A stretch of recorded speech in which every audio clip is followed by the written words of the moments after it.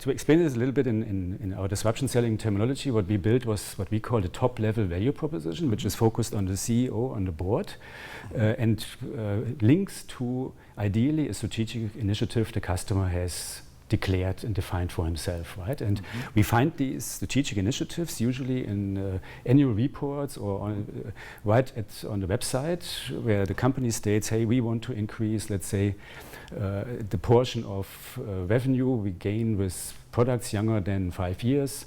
We want to triple that portion, for instance. Yeah? So that is the starting point. We build a value proposition on that top level, and then we break it down to, you call it functions, so engineering, manufacturing, after sales. And why do we do this way? Why do we start with the top level? Is we only can ensure that all the lower level value propositions all play into this top level value proposition if we have clearly defined that top level value proposition. Yeah? And can you describe what happened when your sales colleagues then started to have conversations with the various functions based on that top level value proposition, but specifically customized to the function they were talking to? Yeah, so we basically had two different outcomes. The internal outcomes, sequence of events, better alignment. Our people now knew why certain things have to get in place at a certain time horizon. That was the internal achievement. The external achievement, the achievement with the customer, we used your methodology and the value proposition approach with the customer, and first explain them why we are asking these questions. What's our methodology? What is we are aiming for? That we're definitely going to aim to a C-level business case.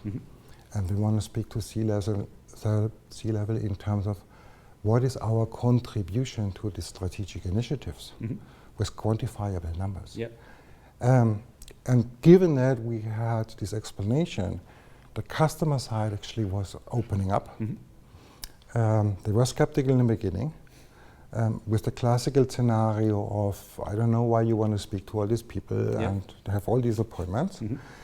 But he really opened up and says, like, if you really want to do this, if you really want to quantify what's your impact to this strategic initiative is going to be, absolutely, I need to have my personal quantifiable data in their business case. And the business units, they also changed their behavior. They proactively reached out to our contact tool, said they want to be a part of that game. They want to be supported, and basically also provided, pains, business case, potential approach, which of course was consolidated.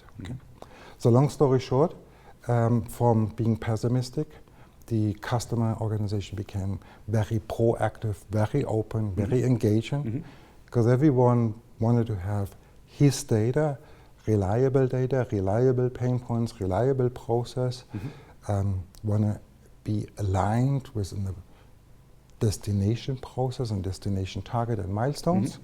So everyone wanted to be exactly, yes, I can do this.